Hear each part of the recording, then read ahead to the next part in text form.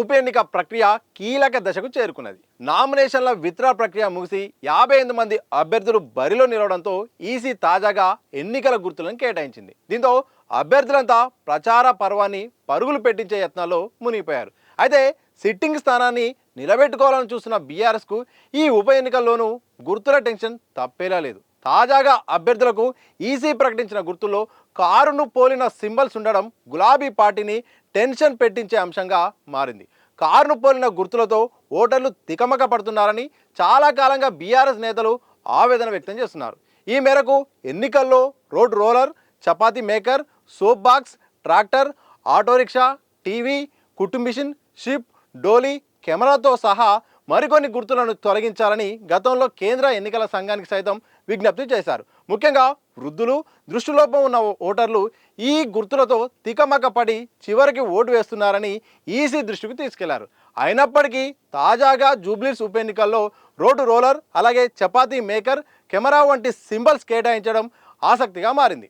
EC కేటాయించిన ballot పేపర్లో మొదటి స్థానంలో బీజేపీ అభ్యర్థి లంకాల దీపక్ రెడ్డి, రెండవ స్థానంలో జాతీయ పార్టీ అయిన కాంగ్రెస్ అభ్యర్థి నవీన్ యాదవ్, మూడవ స్థానంలో బీఆర్ఎస్ అభ్యర్థిని మాగంటి సునీత గోపినాథ్కు ఆ పార్టీల గుర్తులు కేటాయించారు. ఇక 5వ నెంబర్లో తెలుగు రాజ్యాధికార సమితి పార్టీ అభ్యర్థికి సోప్ డిష్, 9వ నెంబర్లో alliance of democratic reforms party అభ్యర్థికి చపాతీ రోలర్, 13వ నెంబర్లో అంబేద్కర్ నేషనల్ కాంగ్రెస్ పార్టీ అభ్యర్థికి రోడ్డు రోలర్, 21వ నెంబర్లో ప్రజా వెలుగు పార్టీ అభ్యర్థికి కెమెరా వంటి గుర్తులు కేటాయించారు.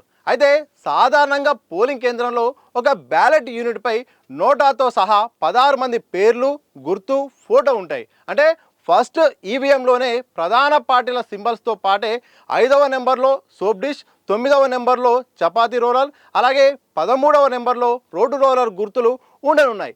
తప్పక గెలవాలని భావిస్తున్న ఈ ఉప ఎన్నికల్లో బీఆర్ఎస్కు ఈ గుర్తుల టెన్షన్ ఎలా దాటుతుందో చూడాలి. కొంతకాలంగా అయితే మాత్రం నిజంగా ఏ ఎన్నిక వచ్చినా కానీ ఆ ఎన్నికల ముందైతే మాత్రం గులాబీ పార్టీ అయితే మాత్రం ఇటు ఈసీకి కంప్లైంట్ ఇవ్వడం, అలాగే కోర్టు మెట్లు కూడా ఎక్కాల్సిన పరిస్థితి వస్తుంది. ఎందుకంటే చాలామంది మాకు పడాల్సిన ఓట్లు ఇతర అభ్యర్థులకు పడుతున్నాయి, ఇతర పార్టీలకు పడుతున్నాయి, గెలుపు అవకాశాలు కూడా కోల్పోయేలాగా కూడా మాకు నష్టం జరుగుతుంది. మా కారును గుర్తు పోలినట్టుగానే ఇతర గుర్తులు కూడా కేటాయించడంతో ఇక్కడ ఓటర్లు మొత్తం చాలామంది వృద్ధులైతే మాత్రం ఇబ్బంది పడి కారు అనుకుని వేరే పార్టీకి వేస్తున్నారు. గతంలో కూడా చాలా వరకు వేల కొద్ది ఓట్లు కూడా ఎక్కువ ఇండిపెండెంట్ అభ్యర్థులకు పడుతున్నాయి, ఆటో గుర్తులకు ఎక్కువ పడుతున్నాయి. దాన్ని దృష్టిలో పెట్టుకొని చేయాలని కూడా ఇటు జిహెచ్ఎంసీ ఎన్నికల్లోనూ, అలాగే సాధారణ ఎన్నికల్లోనూ, ఇటు పార్లమెంట్ ఎన్నికల్లోనూ కూడా అంతకన్నా ముందే ఫిర్యాదు చేశారు. కానీ ఎన్నికల సంఘం ఈసారి కూడా ఏదైతే గతంలో కేటాయించిన లాగానే అదే గుర్తులు కేటాయించడంతో ఇప్పుడు బీఆర్ఎస్ పార్టీ అయితే మాత్రం ఒక కన్ఫ్యూజన్లో ఉండిపోయింది. మా విజయ అవకాశాలు ఏమైనా నష్టం జరుగుతుందా? ఇప్పటికే తగ్గఫోర్ నడుస్తుంది 3 పార్టీల మధ్య. సిట్టింగ్ స్థానాన్ని కాపాడుకోవాల్సిన అవసరం ఉంది. మరోవైపు అధికార కాంగ్రెస్ పార్టీ అయితే మాత్రం అన్ని రకాల అస్త్రాలు వేయడంతో ఇక గెలుపు ఎలా అనే దానిపైన మాత్రం ఏ ఒక్క అవకాశాన్ని బీఆర్ఎస్ అయితే వదిలిపెట్టట్లేదు.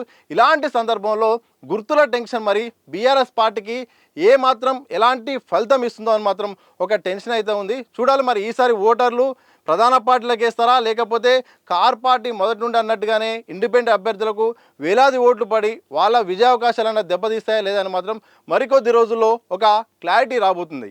మరి మీరేమనుకుంటున్నారు? బీఆర్ఎస్ పార్టీ ఏదైతే ఈ గుర్తుల విషయంలో కారును పోరిన గుర్తును తీసేయాలని కొంతకాలంగా డిమాండ్ చేస్తున్న నేపథ్యంలో ఈ డిమాండ్ వెనుక వాస్తవం ఉందా లేదా కామెంట్ చేసి చెప్పండి.